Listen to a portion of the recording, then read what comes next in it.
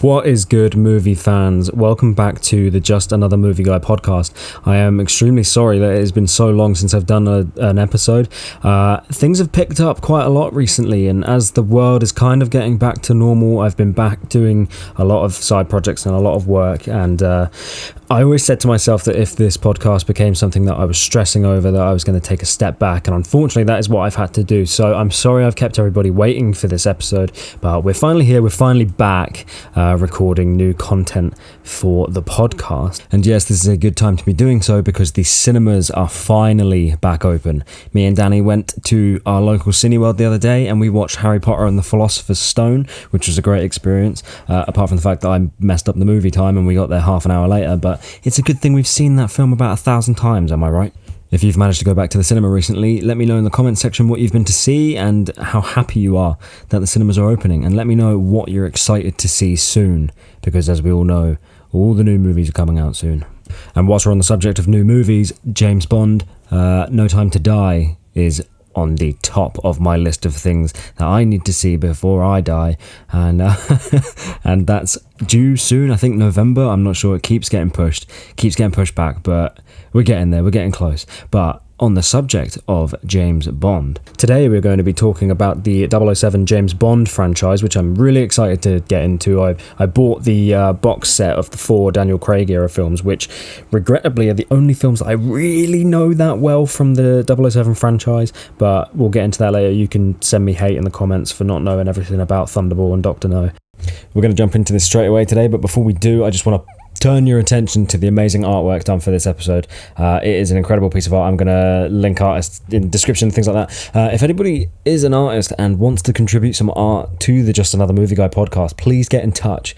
I have artists that are willing to do pieces for me, but I'm always looking for new people to jump on board, because it's actually a really fun thing to do where these artists give their interpretations of these fun little character drawings with interpreting myself and my guests in, and it's a good laugh. So if you're an artist and you want some art featured on the Just Another Movie Guy podcast, please drop me a message with some references to your art and things like that, and let me know. We can get the ball rolling on that. But without further ado, I would like to introduce my guest for today. This is a lifetime long friend. I feel like I've known this guy for probably as long as I've been breathing, which isn't true. I met him in college, but oh well. He is the frontman for the band Dissonants, and he is the guy who had my back through thick and thin back on the beginning of my musical journey. Please welcome to the podcast, Mr. Reece Hayton. Hey buddy, how's it going? Hello man, it's been really good. Really good so far. How's life in COVID Britain been for you? Well, it's up and down, not going to lie, but it's been eventful to say the least, which I think is more than some people can say, being stuck at home. Yeah, true that.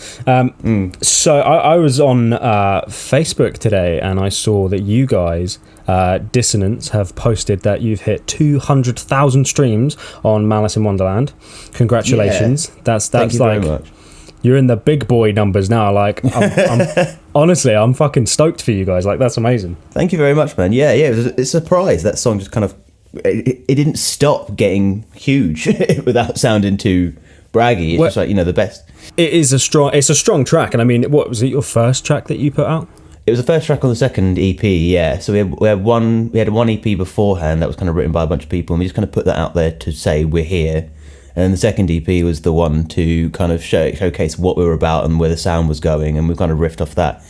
But yeah, it was our first collaboration in terms of writing a song. It was all 5 of us at the time put our own spin on it. Yeah, because you had, obviously, a lot of the tracks from before were written when back when we were in a band together and things like that. So those tracks have been sat on for a long time. So yeah, when you put those out, they were kind of like a amalgamation of kind of both bands, but this was your first track released as kind of the unit of Dissonance, really, wasn't it? Yeah, exactly. Yeah, the first EP was something to just kind of, we'd written it in collaboration with Nick, your lovely drummer, and you for a couple of tracks as well, and we kind of had it sitting there for a while, and we just thought, well, we might as well put it out because people have wanted to hear these tracks for a while, and we me and Ben have been kind of riffing on ideas and kind of said like, well, as long as everybody else is cool with it, we'll put that out. Whereas Decomposure, the second EP, it was definitely much more of a strong, not a debut obviously, but I think in terms of what our sound was, it was definitely a debut sound. Yeah. But yeah, like Malice, it just went off. It just went off, and it was it was a nice surprise, and it just keeps growing, and I'm really happy with that. So hopefully we can redo that amount of success with the new record. Yeah, it's sick, dude. Like I really enjoyed a lot of the tracks on that album. The one that you off the top of my head, I cannot remember the name of the song. The one that you filmed in the church, the same place we shot Parting Gift. Oh yeah, Empty Hands. Yeah, that's the one. Yeah, I love that track. When you dropped that, I did not stop listening to that one. I couldn't get enough of it at the time. But yeah, I'm super stoked for you guys and the success you've had with that song. How's everything been with the band through this weird period of time that we've been going through? Yeah, well, we've actually got quite a lot done. Like the first month and a half, we were kind of sitting twiddling our thumbs, thinking like, well, what should we do? What's the best course of action? And obviously we've had a significant difference is a member change. We've got a new drummer, John Picard, and he just came in straight off the bat and just said, "Look, I want to do this. I want to make a career out of this." And it was a lovely transition between old to new, and having somebody that was so lovely to just kind of come in and just be like, yeah, I want to do exactly the same thing you want to do, and I want to think about it exactly the same way you guys are doing it. And he's a drummer, so he's crazy and he's funny, so that's all good. And then we put out Carry On, which was the first single off this new record, and the response to that was pretty amazing too. Like, it wasn't obviously. It was a slow starter because it's quite hard to kind of translate all the content you have in a time where you can't go out, you can't see shows, you can't do certain things. But the response to it, kind of despite that, was really, really positive, and I think people really got behind the message and that. So going forward, I hope people with the new stuff, the stuff we've got to release as upcoming, I think that people will. Hopefully they'll enjoy it just as much. Yeah, sick, man. I understand better than anyone how close bands like to keep things to their chest. But what can you kind of talk about with like the future for Dissonants? What have you got planned that we can know about after all of this is kind of cleared up? Yeah, well, I think. Yeah, okay, I can talk about it. Yeah, we've just recorded 2 videos at the basically when lockdown was eased and they said we could meet up in certain numbers of groups. We said, right, okay, so we can do some stuff. So we collaborated and we made 2 music videos over 2 days. So we had a weekend of shooting. And the songs are very contrasting, but. We managed to kind of reproduce the mood of the songs in terms of the videos, and obviously we used a brilliant videographer by the name of Ollie Duncanson. I think you know who he is. The boy, Ollie Duncanson. Yep, literally, and and he just helped us. We had kind of rough ideas of how we wanted to do things and what we wanted to see, and he just took it and made the videos 10 times better than we. He's really good for that. Honestly, the amount of hollow videos that Ollie's shot where we've kind of gone, this is what we want to do, and Ollie's like, we're going to do it this way. The in-moment video actually is one of those, like the whole one shot in the white room thing. Like, it was our idea to do it, and Toby did a lot of like the storyboard for all of that, but Ollie is just such a fucking wizard. Yeah. He came in and was like, this is how we're going to do it. This is the shots, blah, blah, blah. And honestly, dude, he's one of the best videographers. So I'm really excited to see what you guys have coming up, to be honest. Yeah, it's definitely a collaboration between me and him, us and Ollie, because he just ran out the park with it. He just knocked the ball out the park. So yeah, no, I definitely see what you mean. Yeah, that's sick. Well, I look forward to hearing it, my dude. So welcome to the Just Another Movie Guy podcast. Today, we are going to be talking about 007, the James Bond franchise. Yes. Something you are a huge fan of. I remember. Yes, a long time fan of from back in the day when me and you used to go to the Hobbit in Southampton and we used to get absolutely shit-faced.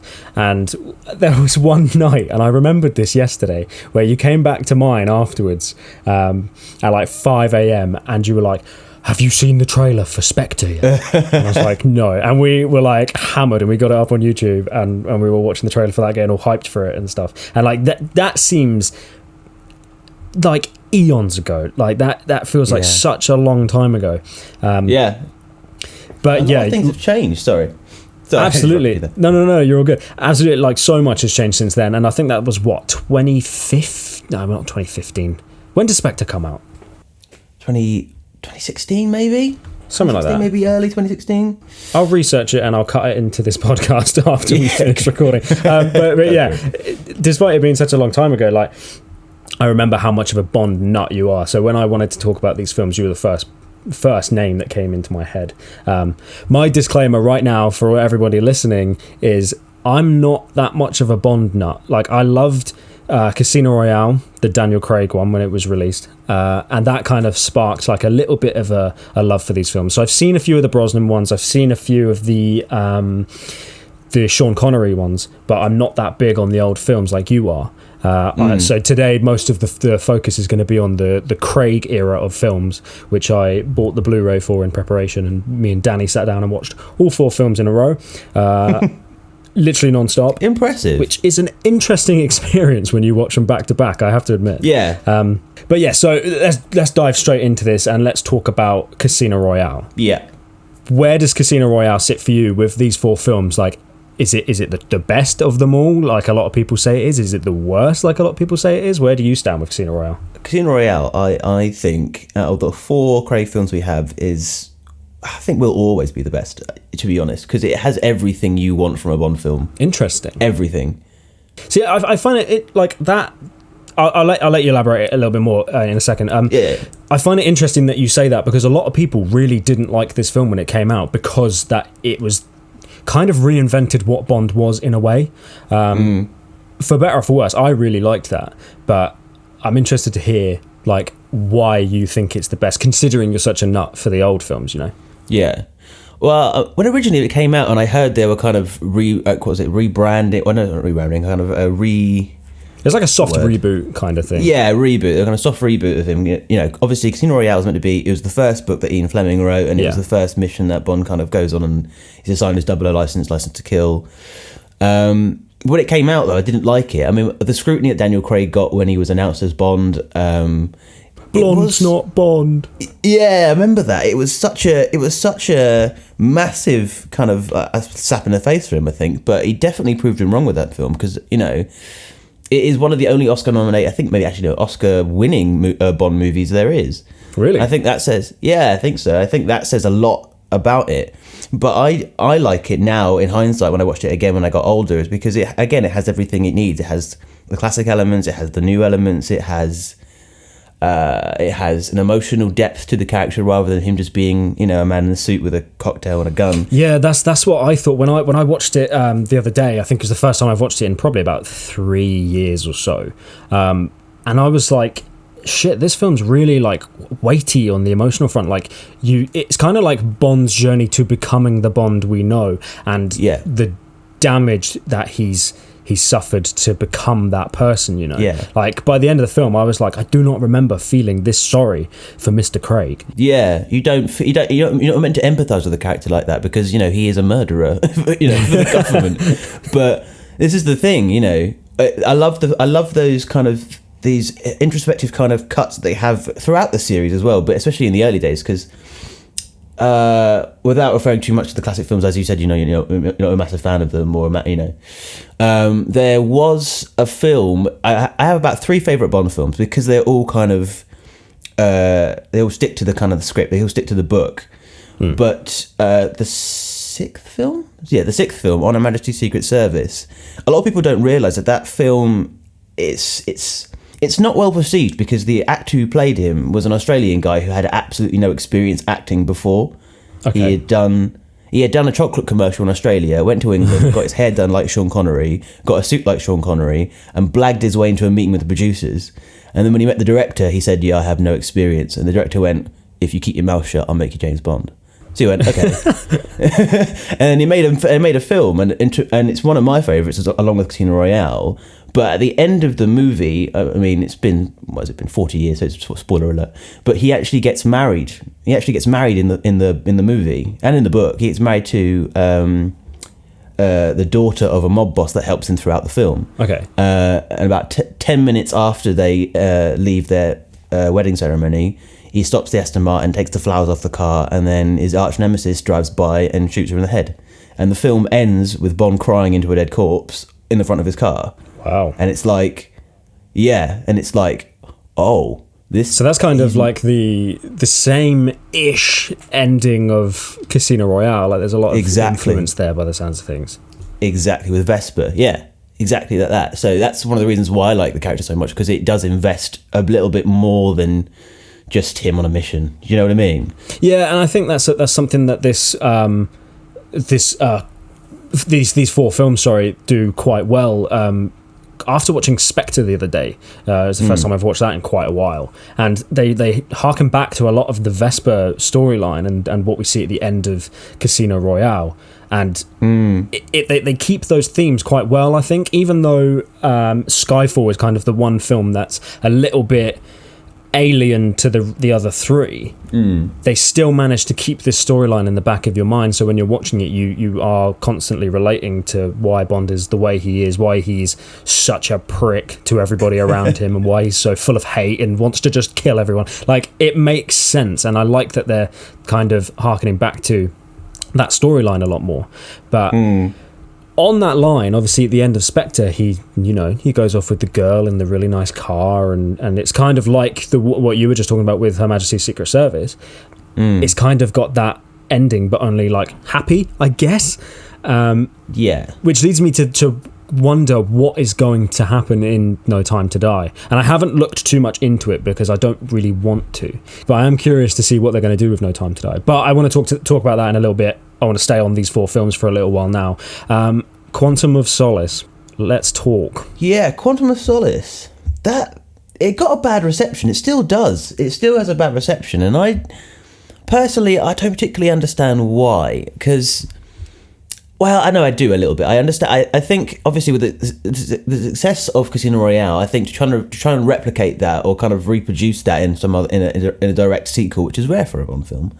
I think it's the only one. I'm pretty sure I read that it was the only Bond film that is a direct sequel from its predecessor. Which I didn't realise when it came out. I didn't really think about it. I suppose because obviously with the Craig era of films, they kind of reinvented the wheel a bit, so I didn't really think about it. And obviously when it opens with that huge car chase, I wasn't really thinking about the timeline. Succession of the timeline of the movie. So no, but I really enjoyed that film. As much as it isn't Casino Royale, and as much as it is a bit artsy and at times slightly pretentious, I think. I think that was directorial choices that I don't know. I think the director, Mark Forster, was trying to kind of put his own spin on it, and I think he sacrificed some of the storytelling elements to kind of make his own Bond film. But I still enjoy the film, and I still think it's got a good film. And I think you see much more of a how much of a renegade Daniel Craig's Bond is in that film, because you see him at the end of his rope. You kind of see him as that different person. You see the first incarnation of who he is after he suffered such a loss, and he's not a nice person. Yeah, do you know what I mean? I get that. There's the thing about this film that is a bit weird for me is I found the film very messy, and coming off of the back of Casino Royale, it felt a little bit weird.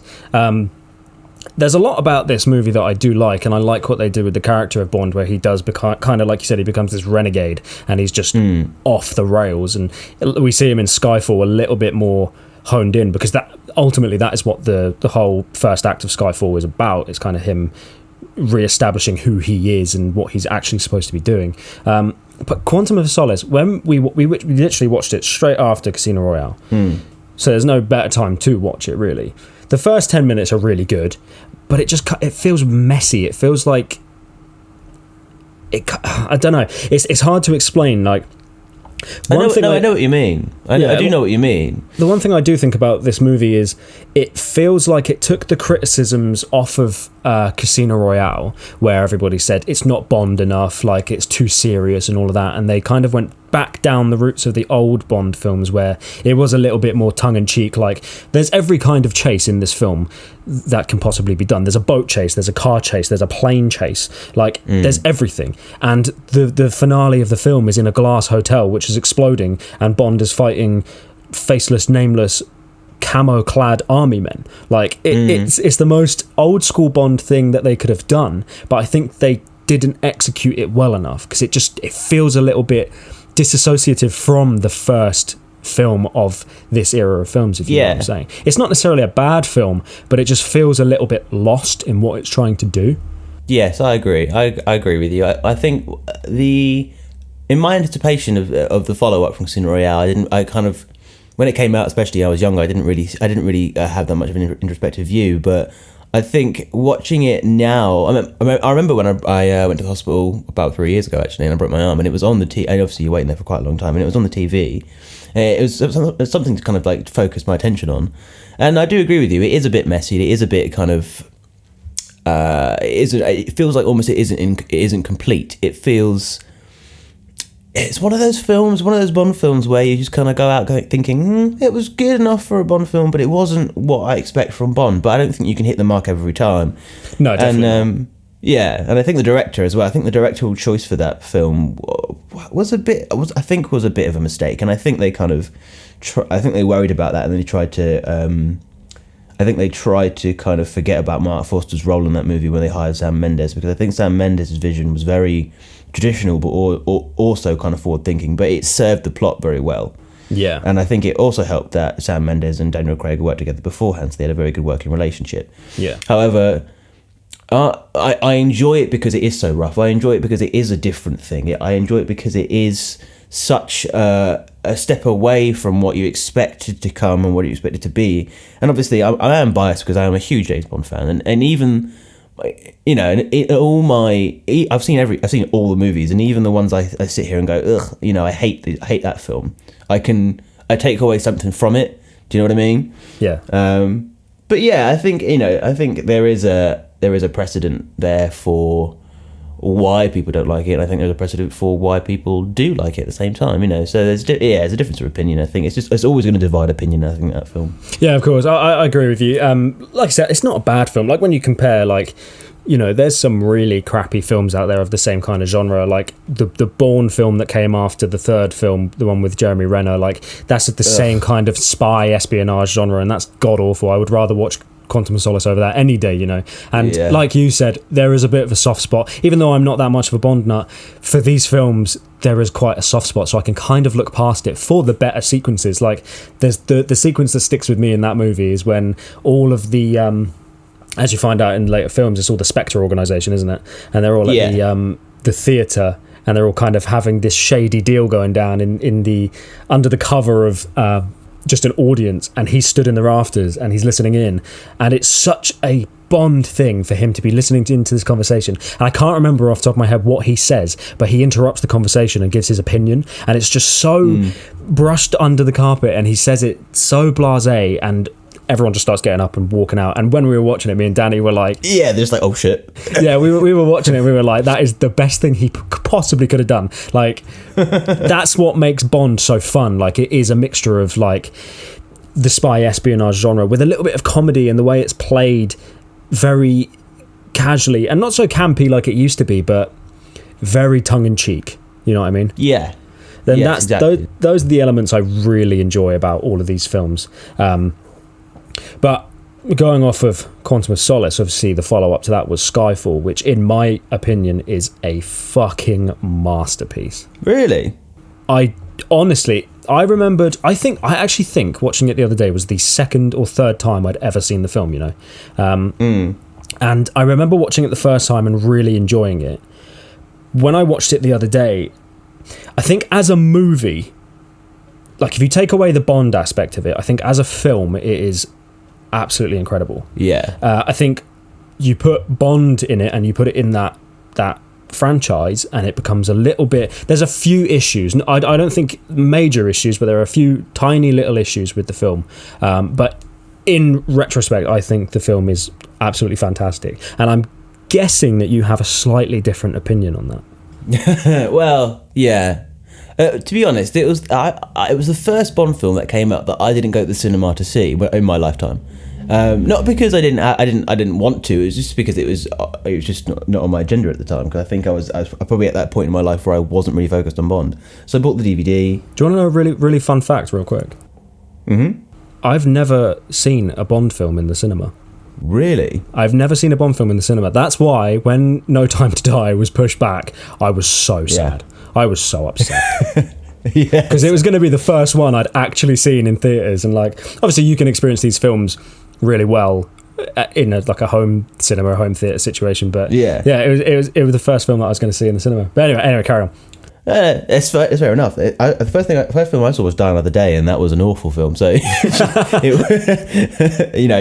one of those things. But no, I didn't actually see it in the cinema. So I saw the DVD when I got home, and it's a good film. It is. I get what you mean. It is a masterpiece in terms of movie making, and I love what they've done with it, and I love the personality they added to the character.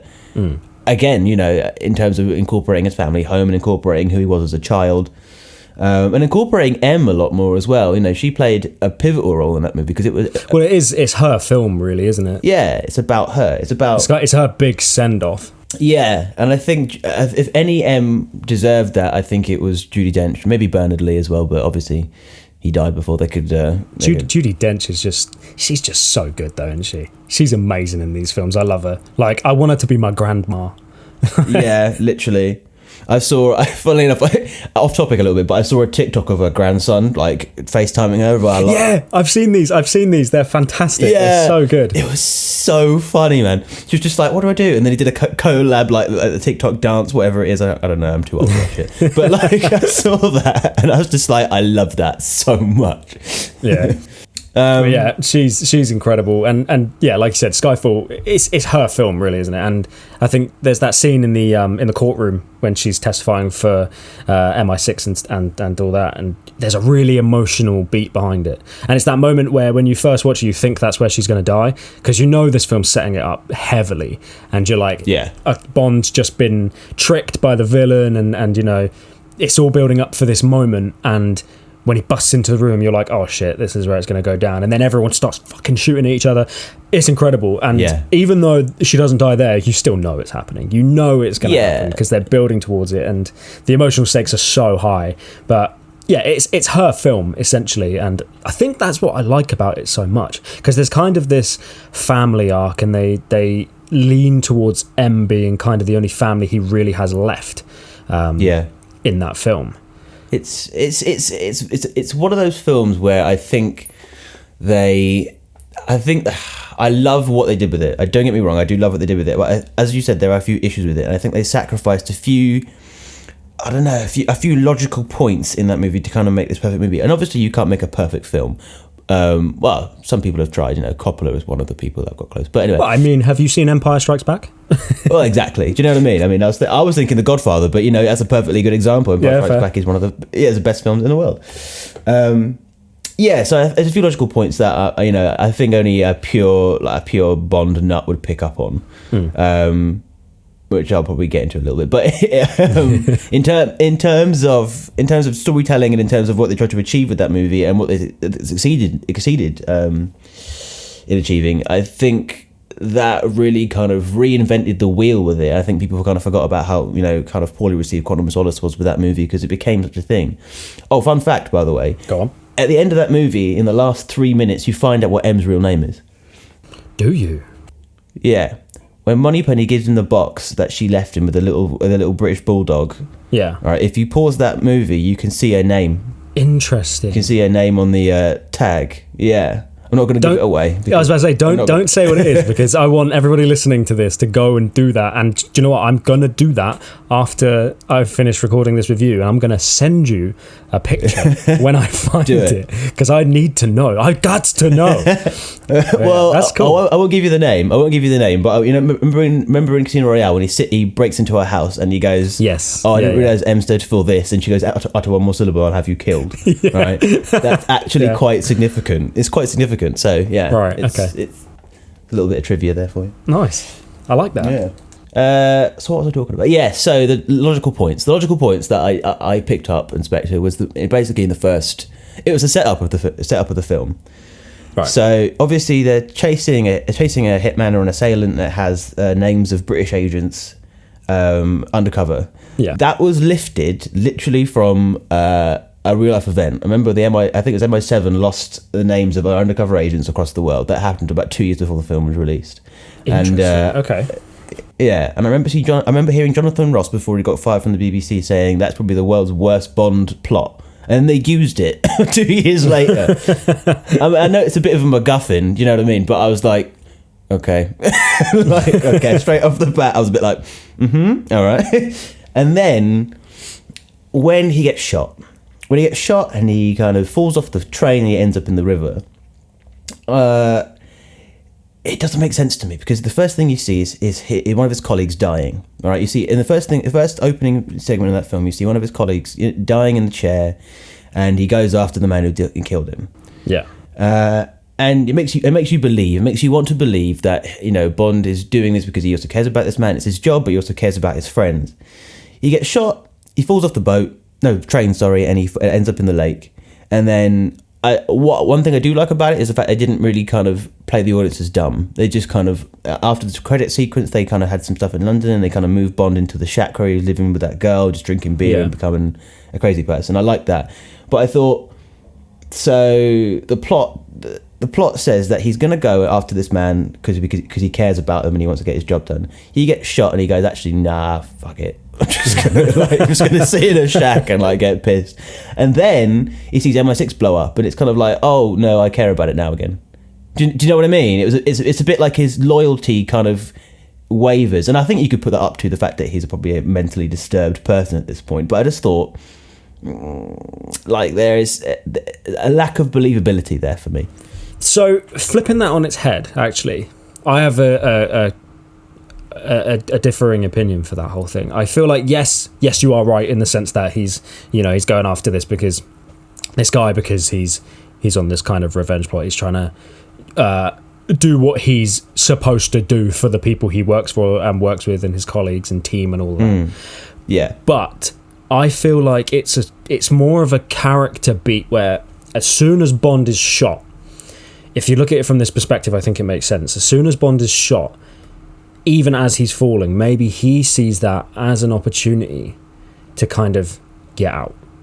I see what you mean. Maybe, yeah, because that's how, like, personally I would have written it. Because that's what they're trying to do, essentially. They're trying to get Bond out and show that he kind of wanted an out, and he wanted, even if it was temporary, or, you know, he wants to just kind of stop being Bond for a little while and just escape it. And then when he sees that MI6 has been attacked and all that, he then, you know, it triggers the only person he really cares about by the end of that film is M, isn't it?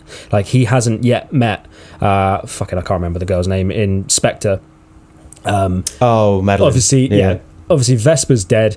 He doesn't care about anybody apart from M. So when MI6 is attacked, I think it is his duty, but I think it's more, and I feel like this is what they set up with that guy at the beginning as well, is that he does care about other people. So I think maybe that's what kind of draws him back in. So I think you could be of two arguments. Like, your argument makes sense, and I think what I've just said makes sense as well, but it all depends on how you look at it. And that's the beauty of films at the end of the day. It's down to your interpretation. The only person you can really ask for direct answers is the writer. But even then you can be like, nah, that's not what I think happened.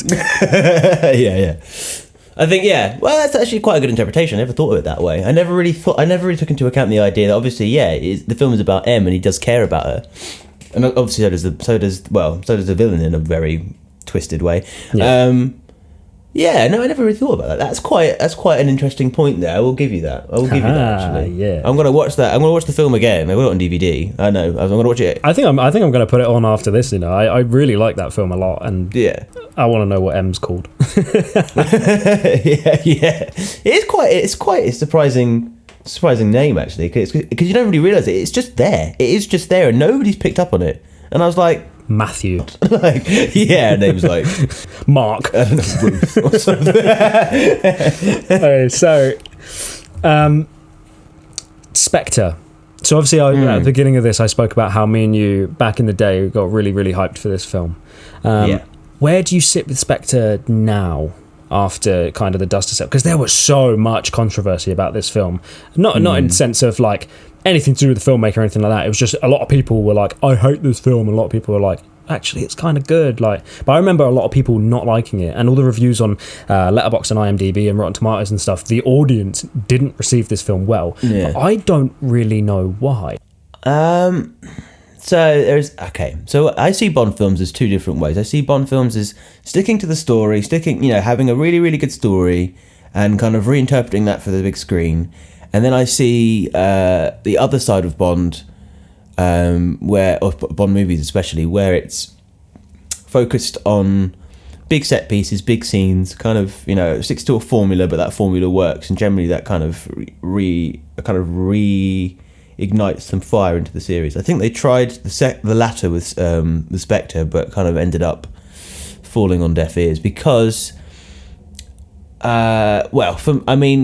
me being a classic fan, I knew that when Christoph Waltz was cast, he is typecast for being an evil bastard, even though he's probably really nice in real life.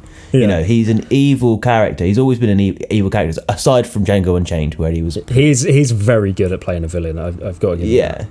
Exactly. So I knew for a fact that he was going to be cast as the arch nemesis Ernst Stavro Blofeld. That was just kind of a given for me. I was just waiting for that to be revealed. I think the main thing with the story was making them in some universe brothers. I don't know what they were thinking with that at all. I think that really let a lot of classic fans down. It was like, well, no, it's not. I think they tried to make Bond a bit more personal than they needed to at that point.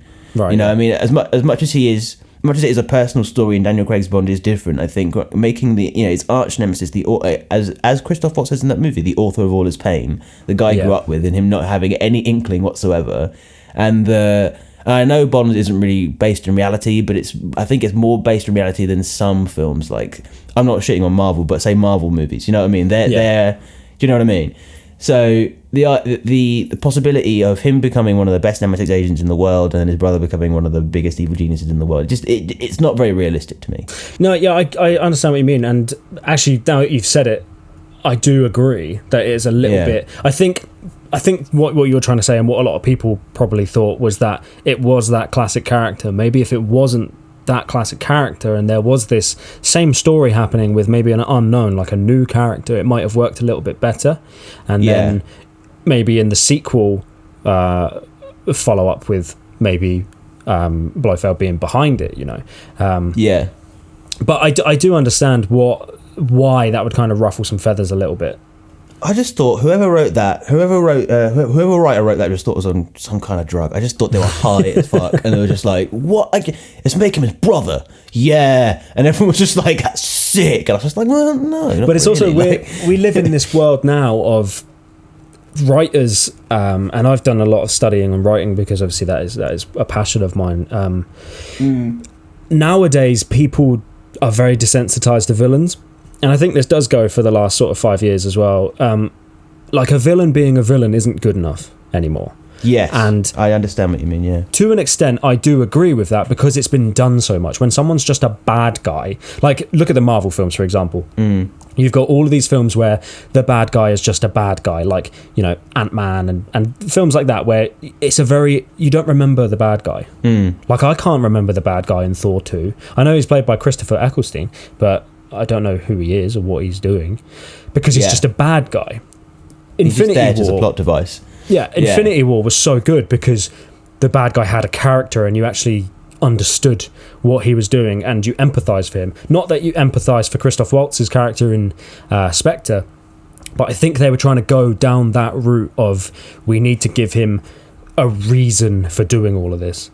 I think they didn't want him to just be a bad guy that was like, oh yeah, fuck MI6, let's just let's take everything down, de-establish everything into chaos, and that be it. Because I don't think that they would wanted be good enough. They wanted to give him a personal motivation in a way. Do you know what I mean? Like, they wanted to give him a much more reason than just like, oh, I want the world to burn. I just don't think they went with the right story. They could have gone down the line of maybe something Bond had done prior affected him to the point of wanting this revenge on Bond. I feel like that maybe could have been something that they'd done, or like I said, they stick to the same story, just have a different villain. So it's a little bit hindsight's 2020. It's a bit of a bitch, but we have the film as it is. So yeah, I do think, don't get me wrong, I think Christoph Waltz in that part is amazing. I think they couldn't have picked a better actor to play the arch nemesis. Genuinely. I think he's really good. Like, I find him extremely intimidating in that film, even though he is like 4 foot. Small man syndrome. But yeah, no, I agree with you. I think exactly. I think you've not got it on the head right there. I think he's an incredibly intimidating character, despite his height. And yeah, I just think he has an air about him, which is kind of like, it's always cool and it's always kind of calm. Yeah. Even in defeat at the end of that film, he's still quite calm about it. He's still quite menacing, and I think that gets to Bond, because obviously we've seen a lot of Bond's emotions come through in Craig's Bond, which I actually do like. And also there's certain bits, I think they've to the opposite of Skyfall, I think, in a way they kind of focused a lot more on the action scenes while they did the story. I think that the story was there as the backup for a lot of kind of syncopated big budget action scenes, and that they were good to an extent. I do, I like certain things, but I think, I don't know, they focused certain attention on the wrong bits, like, the plane chase versus the car. I just thought, well, that's a good scene, and I think it's original in itself, but they focused it a lot on the action there. Yeah. Whereas if I look at the car chase in the beginning of that movie, and I'm a massive car nut, so I love a good car chase. Yeah. They added too much comedy into that. When they didn't really focus on the cars moving around Rome or how beautiful it looked when they did do that. Yeah, because you've got the little bit with the guy in the Fiat 500. Yeah, I remember that's now. Yeah, it's funny, but I want to see Bond Aston Martin like drift through Rome corners with like rockets and shit. I don't want to see him talking to Moneypenny, which is like trying to have a boyfriend go back to sleep. It just took the focus away from the bits that I think people were expecting, because especially in the marketing element, because before the film came out, I saw X and Y from this scene and that scene, and then it didn't seem to pay off when you saw the film, because it was kind of like, oh no, he's gonna have a conversation, or he's gonna do this, or he's gonna do that, Yeah. And I was a bit like, okay. And the ending just sucked for me. It's weird. The ending for this film, I find very anticlimactic. I'm not gonna lie. I like that he kind of leads him on this cat and mouse chase, and there's all of that, and then there's the subplot with the MI6 guy, not the MI6 guy, the guy who's trying to de-establish MI6 and set up all this. Yeah. So there's all of that, and it's fine. It's not groundbreaking. I really like that Bond takes down a helicopter with his pistol. Like, I think that's like a really cool thing. Like, a lot of people could say, oh, it's so anticlimactic and stuff. That's not what I find anticlimactic. I kind of like that. That feels like suitable for Bond, But for me, it's just kind of like he does all this shit and Bond kind of solves the problem relatively easily, and then that's kind of it. And then I must admit, I do enjoy the fact that you have a very different opinion to a lot of my stuff, but it's good for a conversation. Yeah. And I would disagree with that myself personally, but I can see where you're coming from, and no one I've talked to about this film to has had the same similar opinion, or at least goes so far into that opinion. So no, I think I'm very optimistic when it comes to movies. Like, every time I've gone to the cinema with Nick, for example, we'll come out and I'll be like, oh man, that was really good, and he'll be like, what are you talking about? That fucking sucked. And like, the more he watches a film, he goes, yeah, I can kind of enjoy it a little bit more, and I watch a film more and I kind of start to see the problems with it a little bit more. So I think it's just kind of how you perceive everything. Like, nobody's wrong. Like, it's just, I think I try to find reasons to like something, as opposed to look at something and go, oh, I didn't like that. Yeah. Do you know what I mean? It's weird. And I think that's why I enjoy film so much, because I can watch some of the worst films in the world and actually kind of enjoy myself. Apart from, I watched fucking Slender Man the other day with Danny, and that was just bad. Like, it's not even a good bad movie. It's just bad. Don't do it. It's a waste of time. But yeah, going back to the ending of this film. It feels like the ending, like, of this entire era of Bond films. Like, it doesn't really leave anything open, yet we knew another film was coming. That's why I'm so curious for what the next film is going to do. But I'm also kind of scared, because I'm really interested. Like, I feel like I'm being set up for a lot of disappointment with the next film, even though it looks really good.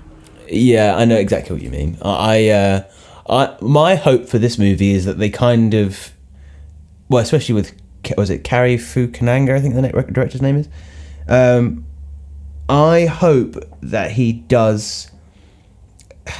I hope he puts his own spin on it, but he realizes what he's doing. He's making the last Craig film, and that comes with an infinite amount of responsibility, considering, you know, he's been Bond for the longest time. We've grown up with him. Everybody, you know, anybody that, not everybody. I mean, like, I'm a bit different because, again, I've seen them all because I was a bit obsessed with as a child. But you know, we've grown up with Daniel Craig, so I think to leave him on a low note would be sacrilegious in a way. I think it'd just be so bad. And I am curious to see what happens, and I think they're going to delve into the story with Madeline Swan a lot more. You know, yeah. I'm not sure how they're going to do that, but I don't know. I can't help but feel like, looking at, obviously they're very clever in hiding the plot of this film. Like, you don't really know what's going to happen in this film. Obviously, there's some skeletons in her closet that that's the only thing we really know, and that there's this plot kind of evolved around that. I don't know anything about Rami Malek's character. I know he's a fantastic actor, and I think as a villain he's going to be really good. But this film kind of feels like it should be the one before Spectre. Yeah. And then Spectre comes after and wraps it all up. It's very confusing to me how they're going to wrap up this story by essentially starting a brand new story. It's like coming off the back of Avengers Endgame and doing one movie to wrap everything up. It feels a bit strange. But I am extremely excited for it, and I'm really looking forward to what they're going to do. And I'm really looking forward to hearing that Billie Eilish song in the cinema as well, because I dig that song. I rate that song. I rate that song much more than I rate Sam Smith. Sam Smith is okay. It's kind of like, it feels like a Bond song, but I don't like Sam Smith very much as a vocalist. Nor do I. But nothing is worse than the fucking Jack White song. Oh, that was awful, yeah. It's so bad. It's just like, I don't know what they were thinking. You know, because Shirley Bassey, right, she did Goldfinger, she did... what else did she do? Shirley Bassey did three classic Bond movies. She did the theme song. She did Moonraker, which was an awful film, but it's a great song. Goldfinger, and she did... Diamonds Are Forever. She's kind of like OG Bond singer. Yeah. And she did a version of Quantum of Solace, and they rejected it for Jack White and Alicia Keys. I don't get that. I honestly don't understand why in the fuck. Imagine turning down Dame Shirley Bassey.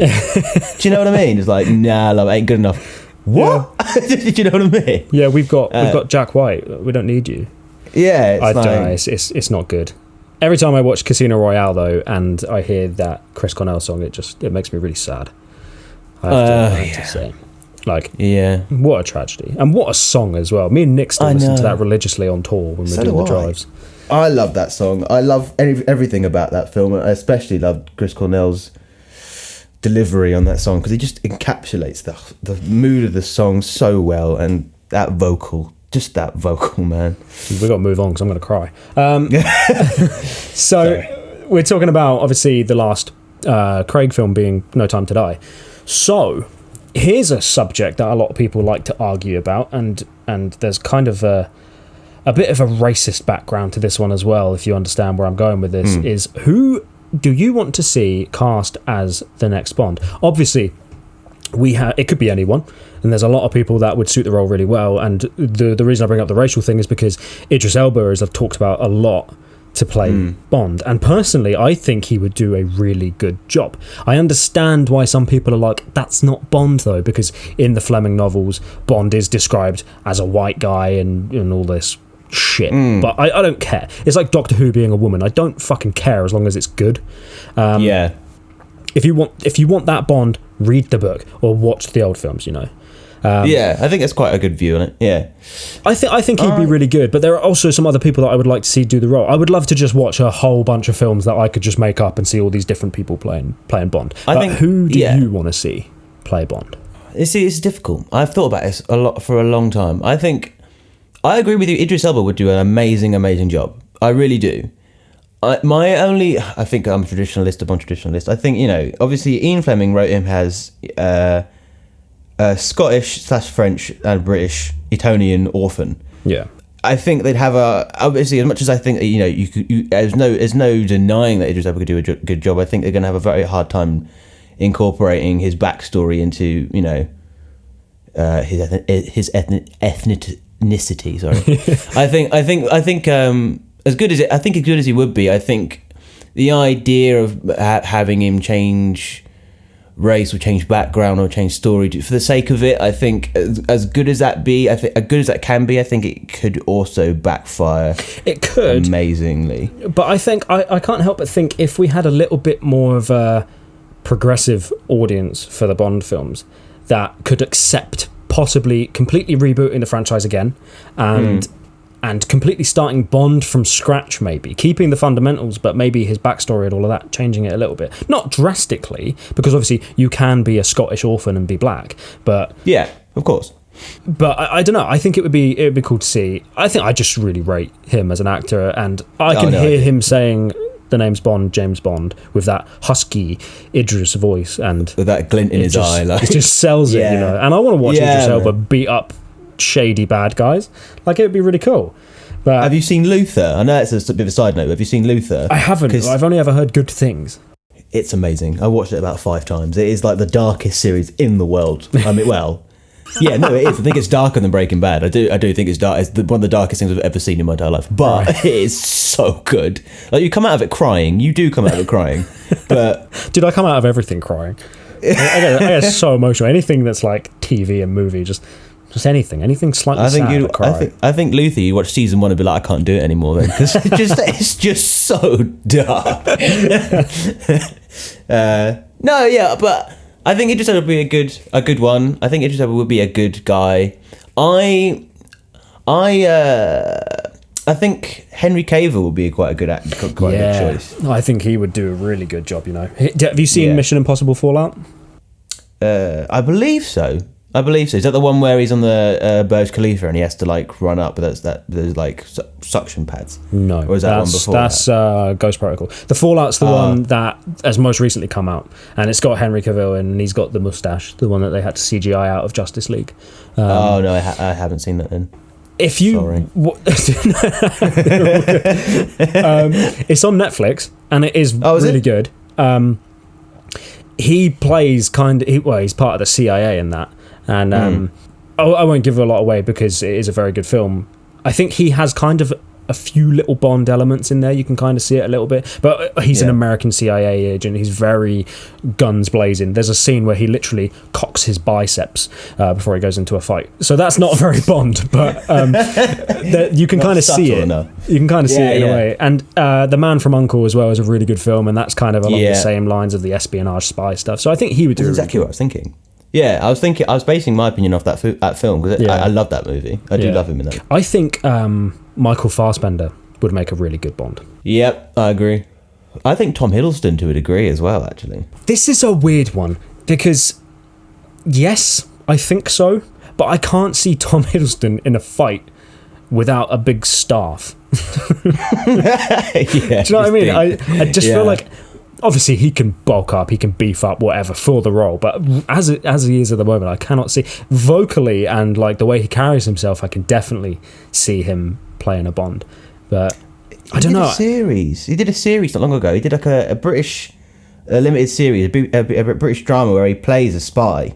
Right. And I think that was kind of meant to be his like kind of like unofficial audition to play James Bond. And I mean, me and my dad loved it, but it's on before I moved out, so it was about 2-3 years ago actually. Yeah. But it was one of the best dramas I've seen in a while, especially from the BBC. It was just like, it was Bond-esque. It was a bit more based in reality a little bit, but it had elements of James Bond in it, and he did a phenomenal job. I didn't even think of him as Loki when I was watching that. And for the first couple of episodes I did, then afterwards I was like, no, I believe this character. I genuinely believe what this guy's talking about. I genuinely believe it. It's amazing, you know. I had another name. I can't remember who I was thinking of just now. That's really, really going to... Oh, Tom Hardy. No, I could definitely see him do that. I think he'd make a really good Bond if they went down a lot more of a... Like, Daniel Craig is the rough Bond. Everyone knows him as, like, the rugged Bond. Yeah, I think if you wanted to go even further down that route and maybe make Bond more violent than it already is, Tom Hardy's your guy. Yeah, definitely. Because we know he can pull off that suave British guy. Yeah, he is in real life, isn't he? Yeah. Oh, yeah. And... Tom Hardy's just great in everything he's in, even if it's shit. Like Venom, he's really good in Venom, but the film is garbage. But yeah, I think you make a good one. Before we move on, actually, here's something I'm curious about. I've literally just thought about it. If you were to cast, I know this is blasphemy to some people, but if you were to cast a female Bond, so you know, role reversal, she's going through men like wildfire, like she's a cold killer driving a sick car, you know, every Chad's fantasy. Yeah. Who you casting? That's a difficult question, that. I think about 10 years ago I would have said Angelina Jolie, because Lara Croft. Not now. I don't know. Please, not now. Not now. No, not anymore. But I don't. That is a difficult question. I don't know. Actually, I have absolutely no idea who I'd pick. That sounds probably isn't probably really good for in a progressive way, but I just can't picture it. If I'm honest, like, see, I think it is difficult because it's hard to put that very, you know, man character into. Yeah, it's a very misogynistic character, isn't it? Let's not deny. Yeah. Let's not go into Ian Fleming's views on women and black people. We can just move past that. Yeah. Someone like, you know, Charlize Theron or. Charlize Theron would do an amazing job, actually. Yeah. Or I forgot about maybe her. A little earlier period Nicole Kidman kind of thing. I can see her doing it. Okay. Yeah, I can kind of see that. I prefer Charlize Theron though, because that woman has range. I feel like she can beat me up as well. Yeah, like I'd let her. Yeah, you just won. You know what I mean? Everything. You just won the podcast. This is the last episode ever we've peaked. Thank you very much. On that note, let's move on to some behind the scenes and trivia. If you've got anything, throw it out there. But I found some cool facts, and turns out that the behind the scenes for Bond films are the most destructive behind the scenes facts ever. Yeah. Like, for example, here's my notes. On the set of Quantum of Solace, Bond's Aston Martin took a dip into the Italian Lago di Garda river after a stuntman lost control and crashed the car into the water. During the filming of Tomorrow Never Dies, more than 15 BMW 750s were destroyed. No shit, they launched off a building. Yeah. For the opening scene in Skyfall, Daniel Craig was given 85 identical versions of Bond's Tom Ford suit, and Skyfall's cast went through 200,000 rounds of ammunition during weapons training.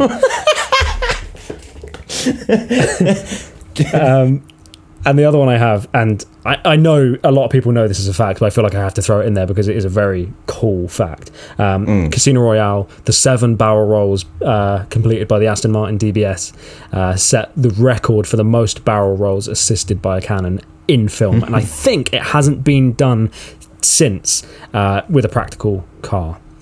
I think in a Michael Bay film, a CGI car has probably done about 10,000 rolls in one go, but I don't think it's been done I mean, you've seen Bad Boys 2. Like, what a film. I know, what a film. I haven't seen the new chase, one yet. though. Oh, it's not very good. Okay, I'll avoid that then.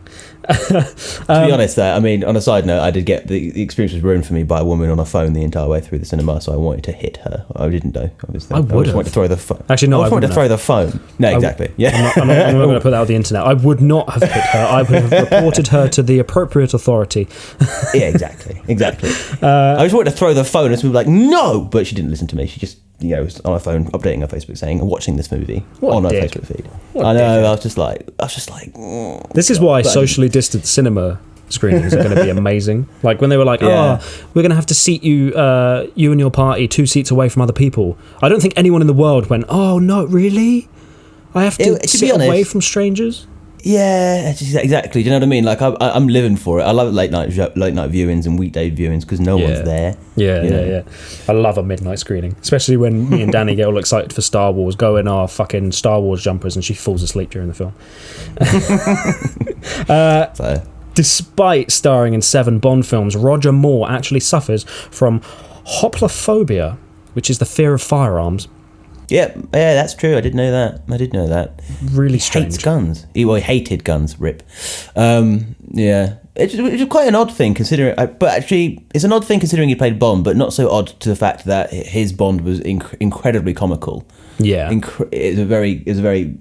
played up the comedy rather than the drama of I think I read as well. He's got the lowest kill count of all the Bonds. I think combined. Yeah. He did. He stepped in on a lot of scripts because a lot of the kills in the script were too dark for him, and he was like, "No, my Bond doesn't do that. My Bond doesn't do this. My Bond doesn't do that."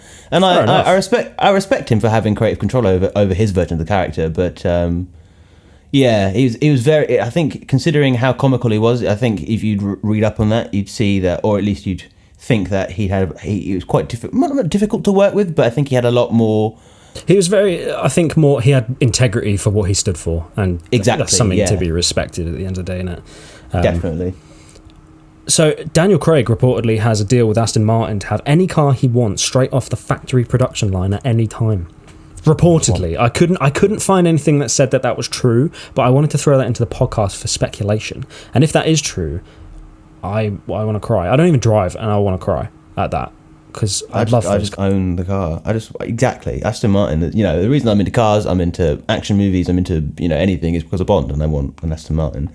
Speaking of the Aston Martins, actually, I've just remembered something. There was one time back when me and you were in Distance Between together, like the first proper gigging band that we were in. Yeah. I remember one day me and Nick were driving to a practice with you guys, and we saw a rooftop down baby blue Aston Martin DB5 on the motorway. And this was before, like, you could just whack your phone out of your pocket, take a recording like really quickly. Yeah.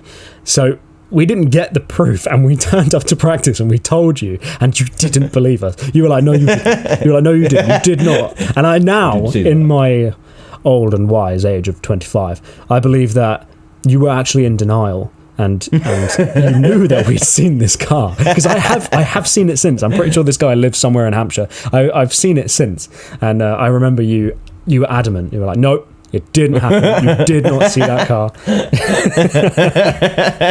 It sounds like me. It does sound like a younger, more ignorant version of myself. Yeah, no, it didn't happen. No. Funnily enough, though, I've actually seen a DB5. There's about 16 DB5s that are made into shooting brakes. So they're, in a less progressive age, they're made for hunting. So they were estate versions of the DB5s. So instead of being the fastback version, they have like a wagon on the back for the dogs and for your rifles and all that stuff. And I saw that at Goodwood Festival of Speed, and it was up for sale, and the retail price on it was about, I think it was 2.6 million. Fuck. Yeah, because they only made about 100,000 DB5s, and they had 16 of those shooting brake versions. So yeah, it was sitting there without any guardrails for 2.6 million, whatever I said.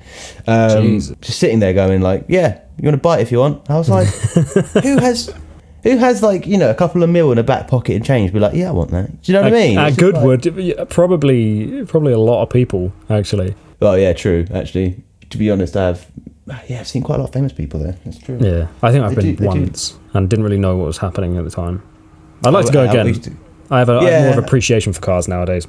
Even though we don't drive, I love cars. I just love the design. I love the detailing. I love the idea of being able to do it, but it's difficult. I love it. I love that. Right, are you ready to get into some quizzing? Go for it. Right, so how this works, and everybody listening, you've heard this before, but go over to the Just Another Movie Guy Facebook page and Instagram, and you'll find a competition that you can enter by just telling me your favourite movie, liking and sharing the post, and you can be in for a chance to win free goodies that are related to your favourite movie. And that is exactly what you, Reece Hayton, can win today if you get 10 questions correct. Currently, Mikey Page and Nick Taliadoris are sat at 9 out of 10. They're on par with each other, and because I couldn't come up with a decent tiebreaker, I now have to get both of them gifts. So, if you could win, that'd be great. And then I have to give everybody like 11, 12 questions next time. So I'm counting on you. Right. But let's see how good your knowledge for 007 is. Are you ready? Yeah, go for it. Then let's go. Question 1. Which Bond film was the first to feature Bond driving the now iconic Aston Martin? 1964's Goldfinger. Oh, that was The Price is Right question. Intense. Okay, cool. That is correct. Question 2. What was the first Bond film? Okay, there's speculation on that. Right, so the first Bond film, official Eon production Bond film, was Dr. No in 1962. However, CBS bought the rights to Casino Royale and they made a 2-hour television movie in the 50s and think in 56. So one of those. I think you'll probably answer Dr. No, but I do have Dr. No, but after I did a lot of research yesterday, obviously the Casino Royale thing, it's up for debate. There's a lot of people that debate whether or not it is official. I guess technically it is because it is a Fleming property, but I would have given you either. But yeah, Dr. No is the first proper Bond film. But I would have given you Casino Royale if you said it, but you said Dr. No first anyway, so that is correct. I feel like you're going to absolutely smash this. I feel like these questions aren't hard enough. Okay, question 3. What are the final words spoken in Casino Royale? The name's Bond, James Bond. Fucking yeah, it is. And that is the best scene in that film. And also, whilst we're on that as well, that's something I forgot to talk about when we were talking about Casino Royale. That for me, do you feel like that's the moment that Bond becomes Bond? Yeah, literally. Everything about it is... about that scene is incredible. Like, I love when he's on the phone and he shoots him in the knee, and it's the first time you hear the classic Bond soundtrack, Bond theme in that film as well. So to me, that is where Bond becomes Bond, and it leaves on such a high. It lifts on such a high, and it's just like yes. Do you know what I mean? I remember watching it for the first time, and like even me not knowing a lot about Bond, everybody knows that catchphrase. Everybody knows that. Yeah. So when he says it. I mean, the first time I watched it, I must have been like, I don't know, 10. And I was like, yeah, that's the thing. He did the thing. Yeah. All right. Question 4. You're going to know all these. I feel like I need to rewrite everything. I can't, though. That'd be cheating. Question 4. What model is Bond's iconic pistol? Yeah, I'm going to smash this. It is a Walther PPK. Yeah, of course it is. Oh, no.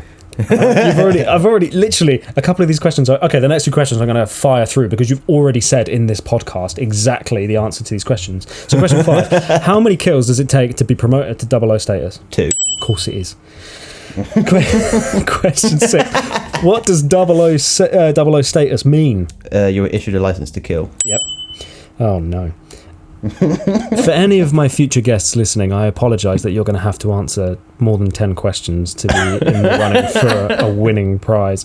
And also, Mikey and Nick, sorry, you lose. See, I try to write all these questions to kind of like, because I don't know who's going to come on the show and be like really good. Like some people will come on and talk about like their favorite movie franchise, but I might give them such obscure questions that they don't know. So I kind of try and keep them kind of level, but I feel like you're at expert level on Guitar Hero, and I've just given you the colors red, green and yellow, the easy without kind of like tooting my own horn. I only know one guy that is better than me on knowledge, and it's because he has a YouTube channel devoted to it. Right. He's like, it's actually quite a good YouTube channel if you're a Bond nut like I am. But he knows information that like I don't think even some of the actors know. Right. Do you know what I mean? What's the YouTube channel? Let's have a quick plug. It's his name is I don't know him, but his name's Calvin Dyson. I think it's called the James Bond podcast or the James Bond YouTube channel, and he basically does in-depth reviews. He does reviews of the games, he does reviews of the villains, characters, cars, guns, whatever. He does everything. Nice. And he always dresses up in like a suit, and he always goes into so much detail. Yeah. He's a really good. He's kind of. You expect him. He's definitely a Bond fan. You see him and you think, he definitely likes James Bond. But do you know what I mean? It's one of those things where I enjoy watching his channel a lot. And I used it a lot of it in the past weeks to kind of brush up on some knowledge. So I'll give him a shout out. Cool. Yeah, there you go. If you're a huge Bond fan like Reece, head over and check out that YouTube channel for some more Bond knowledge that we can go we can't go in depth with because your host doesn't know that much about Bond. All right, we're going to breeze through these. What branch of the Secret Service does 007 work for? He works for MI6. Of course he does. Question 8. What is James Bond's iconic cocktail? It's a vodka martini shaken, not stirred. Oh, yeah. Yeah, it is. Okay. What iconic deadly weapon does Oddjob use in Goldfinger? He has a steel-rimmed bowler hat. No, bowler hat, top hat. Sorry. Almost. It's a bowler hat, actually. Oh, was it a bowler hat? I read up on it, and it is an Italian bowler hat. Oh, shit. Right. Your last question. That one? No, you do get that one. So, this one, I'm curious to see whether you know the answer to this one or not. If not, you're on par at 9, and I'm going to have to give out 3 fucking goodie bags. So, let's see if you know. What does Spectre... What is the anagram for Spectre in the Bond franchise? Oh... I will give you, because it's long, I will give you a couple of guesses. I'm trying to think of what P is. I know what it's... special something or other for extracting... No, wait. Before... No, don't count as an answer. Wait. Let me just think about this for a sec, because if I fuck this up, right... I can't... Special something or other for something or other... But I know it's terrorism, revenge and extortion is what TRE stands for. Special something or other for something or other. Oh, fuck's sake. Yeah. So it's special blank for blank terrorism, revenge and extortion. Do you think you can get it? Oh, I mean, special... Oh, come on. This is like the last question. The last question, and I can't think of the answer right. I had to throw something in that was going to throw you. Like, there's always one that's going to throw somebody. Alright, give me... Special... prerogative.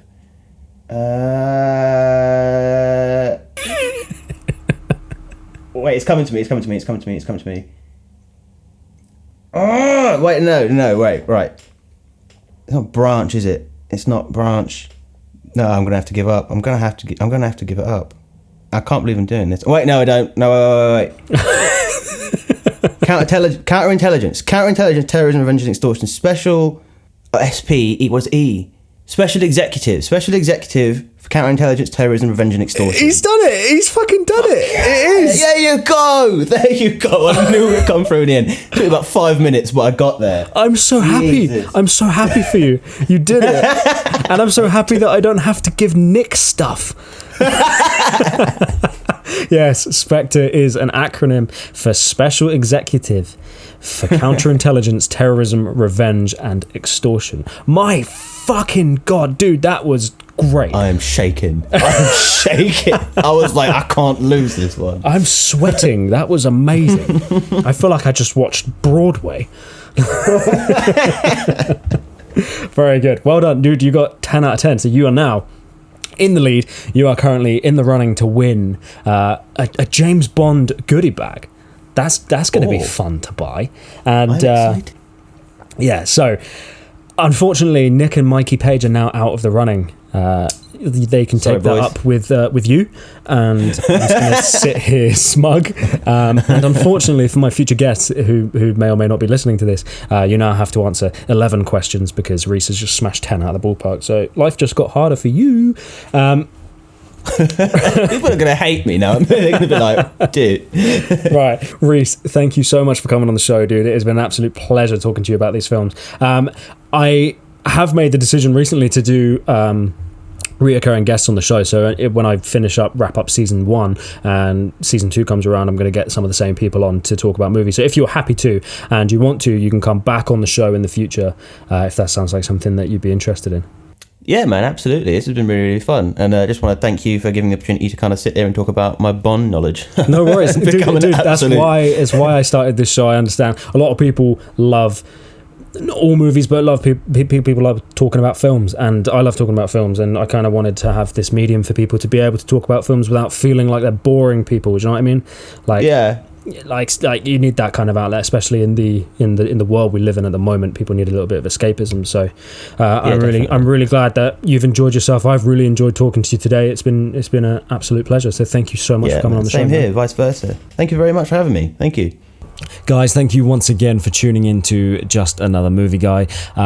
Like I said before, I'm really sorry this episode is late, but I hope you've enjoyed. I will try not to be too long with the next episode, but things are really busy in my life at the moment. There's a lot of work going on, and where everybody's kind of going back to work themselves and getting their lives back on track, it's kind of hard to lock down a guest for this show. So the episodes are probably going to be a little bit few and far between, but I'm going to try and have a quickie soon. And when the films are coming back into the cinemas, we'll be able to do some more. We'll be able to talk some more films. So get involved with the discussion, get involved with the competition. Everything's available on our socials. You'll find everything there. Get involved and we can have a chat about your favourite movies. Until then, I will see you next time. Thank you so much for checking out the show. Peace and love to you all. See you later.